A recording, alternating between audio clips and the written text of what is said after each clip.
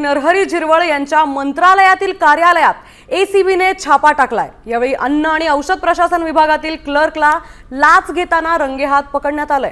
राजेंद्र ढरंगे असं अटक करण्यात आलेल्या अधिकाऱ्याचं नाव आहे। तर मेडिकलचा निलंबित परवाना पूर्ववत करण्यासाठी या अधिकाऱ्याने 50,000ची लाच मागितल्याचा आरोप आहे।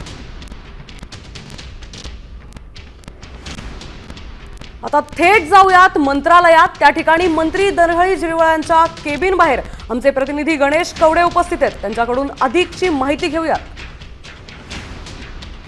मंत्रालयातील दुसऱ्या मजल्यावर असणारं अन्न आणि औषध प्रशासन मंत्रालय जे नरहरी झिरवळ ह्या विभागाचे खरं तर मंत्री आहेत आणि याच विभागामध्ये खरं तर काल एसीपीची रेड पडली आणि यामध्ये एका क्लार्कला आहे ते ताब्यात घेतलेलं आहे। पोलिसांनी अटक करण्यात आलेली आहे।